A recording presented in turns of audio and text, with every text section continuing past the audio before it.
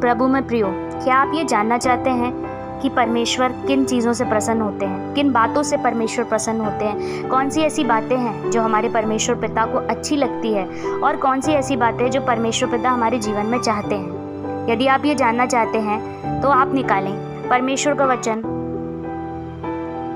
जो कि हमको मिलता है होशे की किताब में 6वां अध्याय उसकी 6वीं आयत में। वहाँ पर इस प्रकार लिखा है, क्योंकि मैं बलिदान से नहीं स्थिर प्रेम ही से प्रसन्न होता हूँ और होम बलियों से अधिक यह चाहता हूँ कि लोग परमेश्वर का ज्ञान रखें। यहाँ परमेश्वर का वचन प्रियो कहता है कि क्योंकि परमेश्वर कहते हैं कि मैं बलिदान से नहीं, किसी प्रकार का बलिदान करके हम परमेश्वर को प्रसन्न नहीं कर सकते, किसी प्रकार का सेक्रीफाइस करके हम परमेश्वर को प्रसन्न नहीं कर सकते। परमेश्वर चाहते हैं कि हमारे अंदर परमेश्वर के प्रति एक गहरा और स्थिर प्रेम बना रह सके। स्थिर प्रेम मतलब जो आज भी एक सा है, कल भी एक सा है और परसों भी एक सा है। ऐसा नहीं कि आज हम ज़्यादा प्रार्थना कर रहे हैं, आज हम परिस्थिति और हालातों के हिसाब से परमेश्वर के साथ बैठे हुए हैं और कल हमारी प्रेयर लाइफ कम हो गई और परसों हमारी ज़्यादा हो गई। किसी दिन हमने 2 घंटे प्रार्थना कर ली, किसी दिन हम आधे घंटे भी नहीं कर पाए। हाँ, ऐसा होता है, पर परमेश्वर से हमें अनुग्रह मांगना है। परमेश्वर चाहते कि एक कंटिन्यूटी में, एक स्थिरता में हम लोग आ जाएं,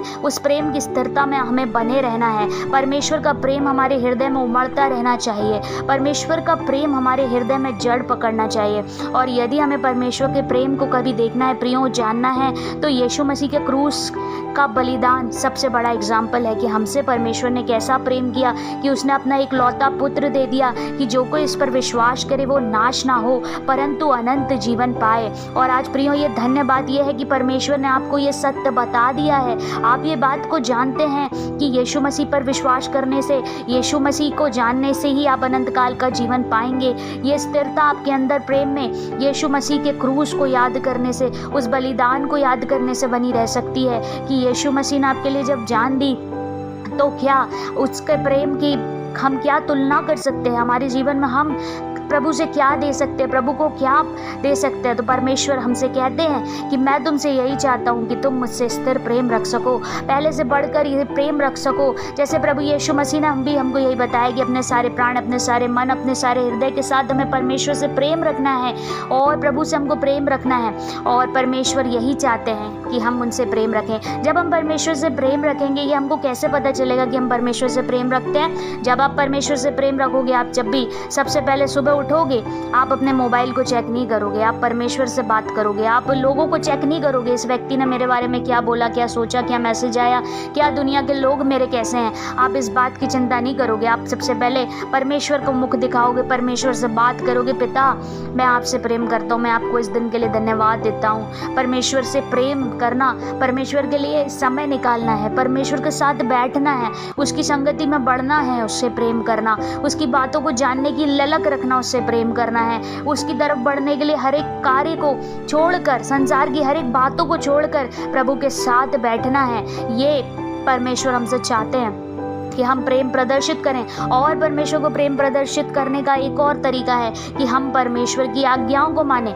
जो अगर आप जाने कि किसी बच्चे को अगर आपने कोई काम दिया है और अगर वो आज्ञा आपकी मानता है तो आपको खुशी होती है कि हाँ, ये बच्चे ने मेरा काम माना, इसका मतलब ये मुझसे प्रेम करता है, मेरी आज्ञाओं को मानता है। वैसे परमेश्वर ने यदि हमको कुछ आज्ञाओं का पालन करने के लिए कहा है, यदि हम उन आज्ञाओं का पालन करते हैं तो हम परमेश्वर से प्रेम करते हैं। हमारा आज्ञा पालन परमेश्वर के प्रति एक प्रेम को दर्शाता है। और जब लगातार हम आज्ञा का पालन करते हैं तो हम लगातार परमेश्वर के प्रेम में बने रहते हैं। जैसे परमेश्वर ने कहा कि झूठ ना बोलना, वो भी एक आज्ञा। यदि हम लगातार ये आज्ञा को मानते हैं, हम परमेश्वर के प्रेम में बने रहते हैं। परमेश्वर का प्रेम हमारे आज्ञा पालन के द्वारा भी प्रदर्शित होता है। परमेश्वर देखता है ये मेरा बच्चा, मेरा बेटा, मेरी बेटी मेरी बातों को सुनता है, मेरी बातों पर ध्यान लगाता है, मेरी ओर कान लगाता है, मेरी आज्ञाओं को सुनता है और परमेश्वर इससे प्रसन्न होते हैं। परमेश्वर चाहते हैं कि हम स्थिर प्रेम में बने रहें। और इसी वचन में और भी लिखा है कि और होम बलियों से अधिक यह चाहता हूँ कि लोग परमेश्वर का ज्ञान रखें। मेरे प्रियो, आज सबसे बड़ी बात यह है कि लोगों को परमेश्वर का ज्ञान नहीं है। परमेश्वर चाहते हैं कि हम परमेश्वर का ज्ञान रखें। तो हमें परमेश्वर का ज्ञान किस रीति से मिल सकता है? परमेश्वर का ज्ञान हमें बाइबल पढ़ने के द्वारा मिल सकता है। परमेश्वर का ज्ञान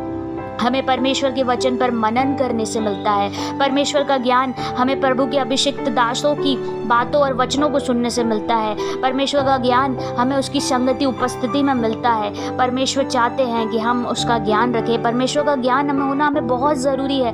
तभी हमें भले बुरे का ज्ञान होगा, तभी हम पहचान पाएंगे कि परमेश्वर को क्या अच्छा लगता है ये जानने के लिए। और परमेश्वर का ज्ञान रखने के लिए हमें बाइबल पढ़ना बहुत ज़रूरी है। प्रियो, आपका बाइबल रीडिंग का समय बढ़े यीशु के नाम में। प्यारे पिता, आपके जीवन में ऐसा काम करे कि आपकी बाइबल रीडिंग का समय बढ़ जाए। हम लोगों का सबका बाइबल रीडिंग का समय बढ़ जाए यीशु के नाम में। हम लोगों का प्रार्थना का संगति का समय बढ़ जाए प्रभु यीशु के नाम में। परमेश्वर का स्थिर प्रेम आपके जीवन में आए प्रभु यीशु के नाम में। आप प्रेम में जड़ पकड़ो आप यीशु के नाम में। प्रेम आपके अंदर जड़ पकड़े, यीशु मसीह का प्रेम आपके हृदय में बसे और उसके द्वारा परमेश्वर पिता की इच्छा पूरी हो आपके जीवन में। परमेश्वर आपसे यही चाहता है। परमेश्वर आपसे यही चाहता है कि आप उससे स्थिर प्रेम रखें। ऐसा नहीं आज प्रेम कल आप नहीं कर पाए, परसों आपने याद किया, कल थोड़ा हो गया फिर बढ़ गया। नहीं, परमेश्वर चाहता है स्थिर प्रेम।